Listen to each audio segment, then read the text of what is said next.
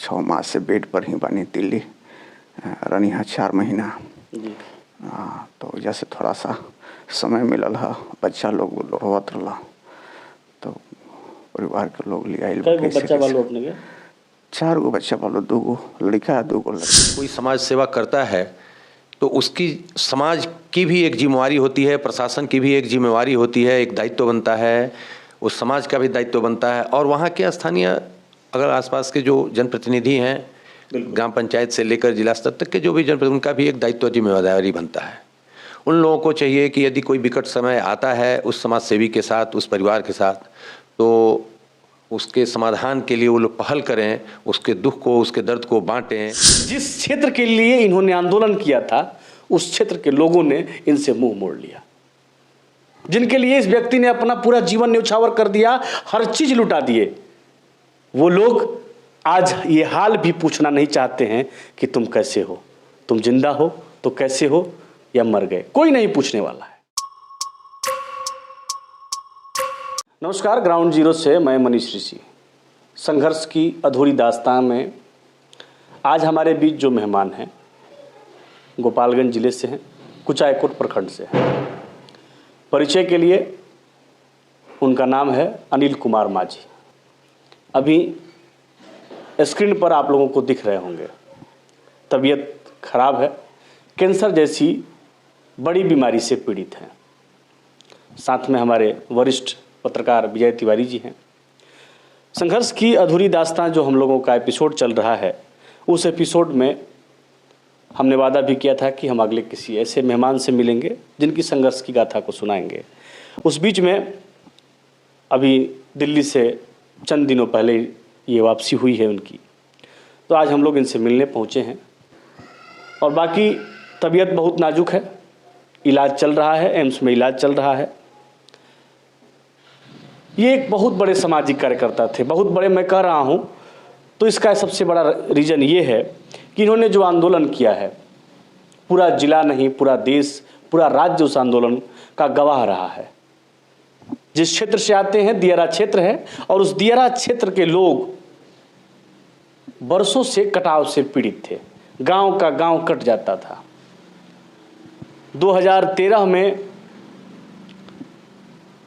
ये कटाव पीड़ित परिवारों के बीच आंदोलन खड़ा करने के लिए प्रयास करना शुरू किए, जिसमें इन्होंने जोगी का भी भेष बनाया।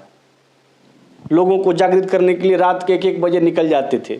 बातचीत के दरमियान चूँकि बहुत ज़्यादा नहीं बोल पा रहे हैं, तो इनसे जो हमारी संवाद हुई उसको हम रख रहे हैं। तो बता रहे थे कि पत्नी सुबह में 1 बजे करीब में कोई मीठा या कुछ पानी पिला देती थी, और मैं वहाँ से निकल जाता था लोगों को जगाने के लिए, और लोगों के बीच जाकर ये बात कहता था कि अमुक जगह अमुक तारीख को कार्यक्रम है, आप लोग आएँ और हम लोग अपने विरोध को दर्ज करें ताकि सरकार हमारे दर्द को सुन सके। लेकिन इनका ये भी कहना था कि उस दौर में लोग नहीं पहुँचते थे, 2-4 लोग जो प्रभावित होते थे वो आ जाते थे, बाकी लोग सुनकर चुप हो जाते थे। आंदोलन का रास्ता बढ़ता गया। एक समय आया जब इन्होंने आमरण अनशन किए। आमरण अनशन भी लंबा चला था। आमरण अनशन के बाद भी जो इनका मांग था वो पूरा नहीं हो पाया। उसके बाद इन्होंने कई बार पदयात्रा निकाली, यहाँ से पटना तक का पदयात्रा रहा। एक बहुत बड़ा आंदोलन हुआ था जल सत्याग्रह के नाम से, कुचायकोट में ही। उस जल सत्याग्रह के आंदोलन में 22 दिन तक कोई व्यक्ति नदी के पानी में खड़ा रहा था। अपने परिवार के लिए नहीं, अपने बच्चों के लिए नहीं, सबके लिए। जितने लोग बाढ़ से प्रभावित हैं गोपालगंज और कुचायकोट विधानसभा के, उन तमाम लोगों के लिए, उन तमाम दियारावासियों के लिए ये आदमी 22 दिन तक जल सत्याग्रह किए थे। इनका पैर का जो निचला हिस्सा था वो सड़ गया था, उसमें से मांस टूट के गिर रहे थे। और 22 दिन तक कोई व्यक्ति पानी में रह रहा है, उसके बाद क्या स्थिति हुई रही होगी ये आप सभी जानते हैं। पूरा काला काला हो गया था। नदी का पानी ऐसे भी सामान्य पानी से अलग होता है। और भी राजनीतिक के रूप से इनको देखा जाए तो पिछले लोकसभा चुनाव में ये लोकसभा प्रत्याशी के रूप में पहला चुनाव लड़े थे। उसके पहले इन्होंने कोई राजनीतिक चुनाव नहीं लड़ा। हाँ, इनके परिवार के लोगों के द्वारा इनके इच्छा के विरुद्ध इनकी मां को जिला परिषद चुनाव लड़ाया गया था और वो विजयी भी हुई थी। लेकिन ये व्यक्तिगत रूप से उसमें भी वोट नहीं मांगे थे, जिससे परिवार के लोग भी नाराज आमतौर पर होते भी हैं और हुए भी थे। लेकिन इनका ये भी कहना था बातचीत के दरमियान कि मैंने ये प्रण किया था कि मैं जिस क्षेत्र के लोगों के लिए आंदोलन कर रहा हूं, उस क्षेत्र के लोगों से कभी वोट नहीं मांगूंगा और ना ही मैं किसी को वोट देने का अपील करूंगा। यानी मैं जिस लड़ाई को लड़ रहा हूं, इसका मुझे कोई फल के रूप में मुझे चेष्टा नहीं है, और इन्होंने लड़ाई लड़ा। आज हम संघर्ष की अधूरी दास्तां में इनका जिक्र क्यों कर रहे हैं? ये बड़ा दुखद समय इनके लिए चल रहा है, और इनके लिए ही नहीं, पूरे समाज के लिए चल रहा है। कोई व्यक्ति अगर समाज सेवा करने के लिए घर से निकलता है, ये अपने भाइयों में सबसे बड़े हैं, तो कोई व्यक्ति जब समाज सेवा करने के लिए निकलता है तो वो अपने लिए नहीं जीता है। और अनिल माझी जो नाम है वो कभी अपने लिए नहीं जिए हैं। बहुत सारे आंदोलनों का जिक्र मैं नहीं कर सकता हूं, और शायद इन्हें भी स्मरण नहीं होगा कि इन्होंने कितना आंदोलन किया है। लेकिन कोई व्यक्ति सामाजिक कार्यकर्ता क्यों बनता है, और कोई व्यक्ति सामाजिक कार्यकर्ता बने तो क्यों बने? जब से इनका तबीयत खराब हुआ है, सामाजिक जीवन में रहने वाला व्यक्ति पैसा कहां से अर्जित कर सकता है? पैसा तो वो अर्जित करेगा जो नौकरी करेगा या जो कोई व्यवसाय किया है। इनके पास ना व्यवसाय रहा है और ना ही इन्होंने कोई नौकरी की है, तो पैसे कहां से आएंगे? और जब कैंसर जैसी लाइलाज बीमारी से ये पीड़ित थे, छोटे मोटे आयुर्वेद हेमोपैथ के इलाज से कैसे हूँ ठीक होने का प्रयास कर रहे थे, क्योंकि कारण यह था कि पैसा नहीं था, और अंग्रेजी दवा और इलाज में काफ़ी पैसे लगते हैं, सब लोग जानते हैं। इनके पास पैसा नहीं था, और उस समय कुछ एक लोगों ने मदद किया, लेकिन जिस क्षेत्र के लिए इन्होंने आंदोलन किया था, उस क्षेत्र के लोगों ने इनसे मुंह मोड़ लिया। जिनके लिए इस व्यक्ति ने अपना पूरा जीवन न्यौछावर कर दिया, हर चीज लुटा दिए, वो लोग आज ये हाल भी पूछना नहीं चाहते हैं कि तुम कैसे हो, तुम जिंदा हो तो कैसे हो, या मर गए। कोई नहीं पूछने वाला है। कितना दर्द से वो परिवार गुजर रहा होगा, वो व्यक्ति गुजर रहा होगा। आमतौर पर सामाजिक जीवन हम लोग जीते हैं तो परिवार से झेलना पड़ता है, परिवार का अवहेलना झेलना पड़ता है, परिवार दोषारोपण करता है कि आप जिसके लिए मर रहे थे आज आपको कौन पूछने वाला है। ये दर्द कितना बड़ा दर्द होता है। आमतौर पर लोग लिख देते हैं आज कि सामाजिक कार्यकर्ता होना बहुत बड़ा विषय है और सबके बस की बात नहीं है। इस तमाम मुद्दों पर हम आदरणीय वरिष्ठ पत्रकार विजय तिवारी जी से भी 2 शब्द चाहेंगे, उसके बाद हम माझी जी से भी 2 शब्द की बात करेंगे। देखिए मनीष जी, ये बहुत ही आप जो अनिल माझी की जो पीड़ा बता रहे हैं, इस पीड़ा को देख के मुझे लगता है कि शायद ही कोई होगा जिसकी आंखों में आंसू नहीं हो जाएगा, जिसका दिल नहीं पिघलेगा। हम लोग काफ़ी समय से इनके आंदोलन को, इनकी समाज सेवा को देखते रहे हैं, हम उसको कवर भी करते रहे हैं। ये बात सही है कि इन्होंने अपने लिए नहीं जिया है, ये समाज के लिए जिए हैं। इनके आंदोलन की फहरिस्त इतनी लंबी है कि उसे सिर्फ एक बाइट में या सिर्फ एक समाचार में समाप्त नहीं किया जा सकता। जितनी लंबी चर्चा की जाए इनके आंदोलन की चर्चा, उतनी लंबी होती चली जाएगी। हम सबसे बड़ा दुखद विषय यह है कि यदि कोई समाज सेवा करता है तो उसकी समाज की भी एक जिम्मेवारी होती है, प्रशासन की भी एक जिम्मेवारी होती है, एक दायित्व बनता है, उस समाज का भी दायित्व बनता है। और वहाँ के स्थानीय अगर आसपास के जो जनप्रतिनिधि हैं, ग्राम पंचायत से लेकर जिला स्तर तक के जो भी जनप्रतिनिधि, उनका भी एक दायित्व जिम्मेदारी बनता है। उन लोगों को चाहिए कि यदि कोई विकट समय आता है उस समाज सेवी के साथ, उस परिवार के साथ, तो उसके समाधान के लिए वो लोग पहल करें, उसके दुख को, उसके दर्द को बांटें। जो आदमी अपना पूरा जीवन समाज में लगा दिया, समाज की सेवा के लिए लगा दिया, कम से कम उसके इलाज के लिए, यदि वो आज बीमार है, इतने दिनों से लंबी गंभीर बीमारी से जूझ रहा है, तो उसके इलाज की व्यवस्था कराए, उसके परिवार के पालन पोषण, उनके बच्चों की पढ़ाई लिखाई, शादी विवाह की व्यवस्था करे। वहाँ के स्थानीय लोगों की जिम्मेवारी है, वहाँ के जनप्रतिनिधियों की जिम्मेवारी है, और प्रशासन को भी इसमें दखल ऐसे लोगों के लिए देना चाहिए। बिल्कुल। जब कोई सामाजिक व्यक्ति का जरूरत कब पड़ता है? जब कोई कमजोर व्यक्ति, असहाय व्यक्ति किसी न किसी पीड़ा से पीड़ित होता है, या किसी न किसी बड़े व्यक्ति या बड़े प्रशासनिक अधिकारी के अत्याचारों के नीचे दबा होता है, उस समय उस परिवार को एक ही सहारा दिखता है, या तो पत्रकार और नहीं तो कोई सामाजिक कार्यकर्ता। तो जब हमको सहारे की आवश्यकता है हम अगले का उपयोग कर लेते हैं, लेकिन जब उसे सहारे की आवश्यकता है तो हम मुंह मोड़ लेते हैं। ये समाज बहुत गंदा मैसेज दे रहा है, और इस तरह की स्थिति अगर ऐसी बनी रही तो कौन किसके लिए आवाज़ उठाएगा? कौन दबे कुचले शोषित वंचित लोगों की आवाज़ कौन बनेगा? क्यों बनेगा? जो आंदोलन की आग होती है वो हमेशा हमेशा के लिए दब जाएगी।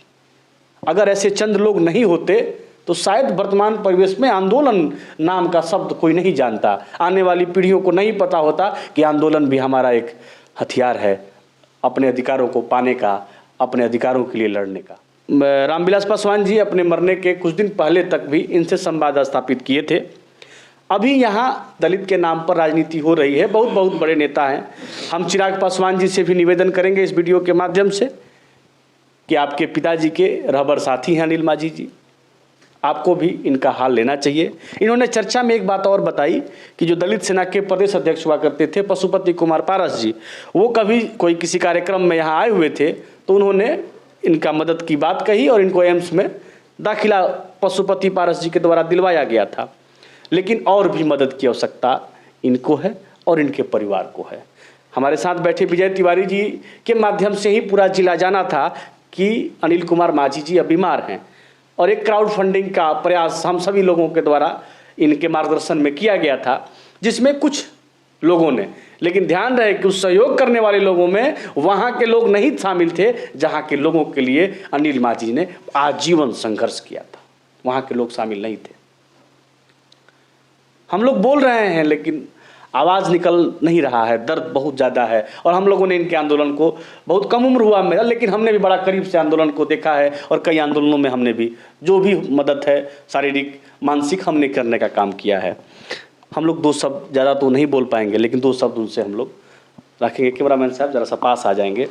तो अभी अनिल माझी जी के ही जुबानी, चूँकि ज़्यादा नहीं बोल पा रहे हैं तो थोड़ा सा हम उनसे, स्वागत बा चैनल में। बहुत बहुत शुक्रिया, धन्यवाद बा जी। ग्राउंड जीरो रिपोर्ट के बिल्कुल। व्यक्तिगत रूप से रो रहे के बहुत बड़ा शुभकामना बा। अभी स्वास्थ्य कैसन बा? स्वास्थ्य बहुत दयनीय हालात बा, उठ के चल नहीं सकत, बैठ नहीं सकत। आज 6 माह हो गए बेड पर पड़ल है। 6 माह से बेड पर ही बानी, दिल्ली रनी है 4 महीना। तो जैसे थोड़ा सा समय मिलल है, बच्चा लोग रोवत रहा तो परिवार के लोग ले आए। बच्चा बालो अपने के? 4 गो बच्चा बालो, 2 गो लड़का 2 गो लड़की। शादीशुदा क्यों भेल? ना छोट छोट बालो जी, स्टडी पीरियड में बालो। का अपील करे के चाहे समाज? हम रोडलों के माध्यम से समाज के संदेश देव कि समाज में जो संघर्ष करे वाला बा ओकरा के प्रोत्साहन हौसला अफजाई करे के जरूरत बा आज के समय में। और ऐसे हालात में जौना समय में हम 2 साल से हम पीड़ित बानी, लेकिन हम समाज के केहू के बता ना पावत रहनी, और धीरे धीरे गंभीर हो गई अभाव में लास्ट में अंततः हम दिल्ली गईनी देखौनी। ओकरा बाद से इलाज शुरू भइल, गंभीर स्थिति हो गई रहे। अभी हम इलाज पीरियड में बानी।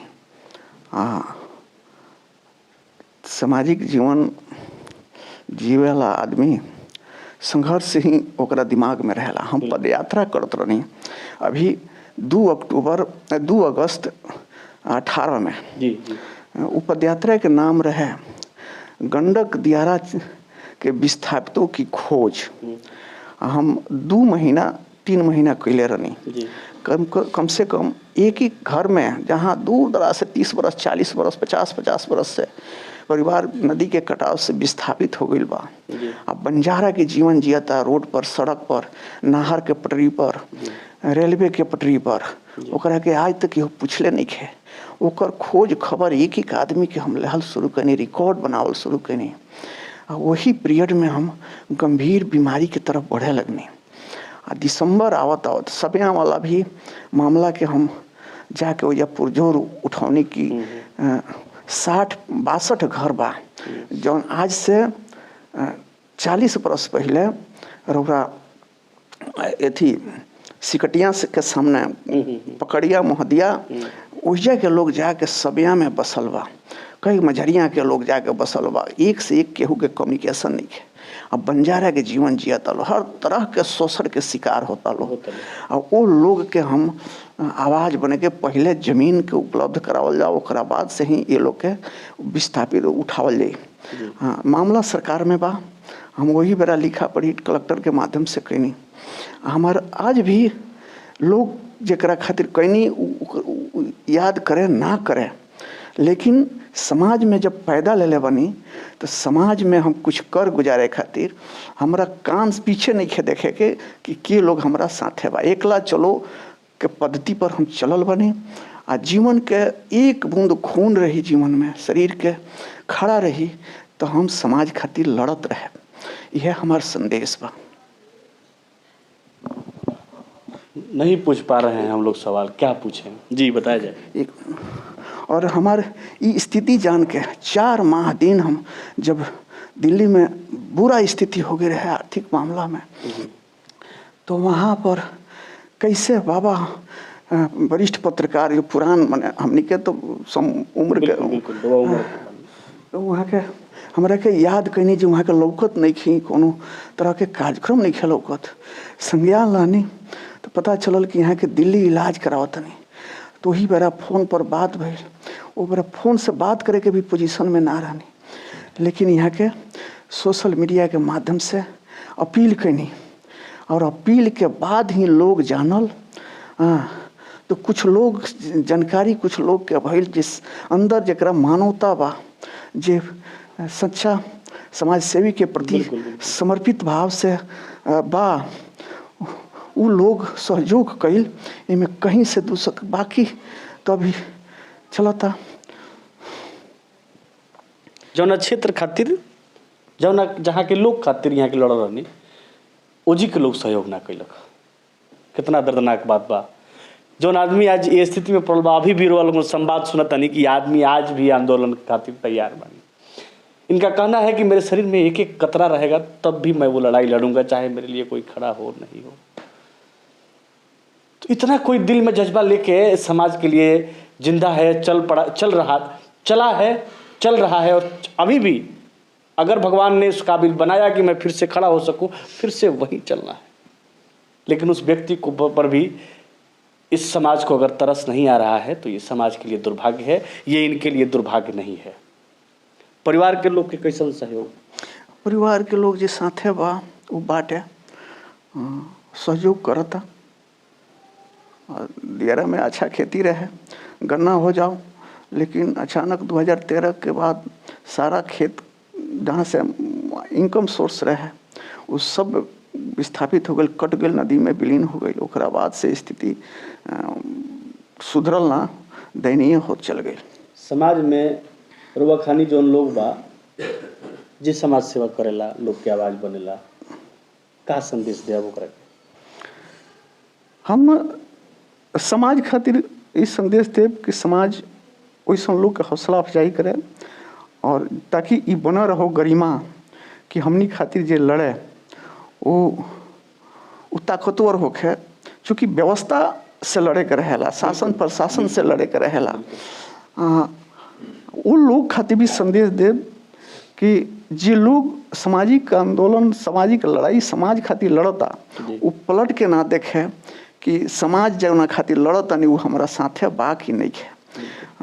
निर्भीक होकर लड़ जाओ, एकला चलो के नारा देव और समाज खातिर कुछ। चूँकि इतिहास याद करेला, जे अच्छा सोच के लोग बा, साँच लोग बा, वो लोग याद करेला, आज न काल याद करेला। यह संदेश बा हमारा। अंतिम निवेदन, एक सामाजिक कार्यकर्ता हम लोग भी हैं और लंबे उम्र तो नहीं हुआ, लेकिन छोटी सी उम्र में हम लोगों ने भी अपने हिस्से में अच्छी लड़ाइयों को लड़ने का काम किया है। और जो शिकायत अनिल माझी जी नहीं कर रहे हैं, अभी भी नहीं कर रहे हैं, नहीं दोष दे रहे हैं वो किसी को, लेकिन हम देंगे। चूँकि हमने इस चीज़ को फील किया है कि अस्पताल के बेड पर और जेल के गेट पर जो आपके साथ खड़ा है वही आपका है, बाकी सारे फरेबी रिश्ते हैं, ये माना जाता है और ये कई विद्वानों ने इस बात को कहा है।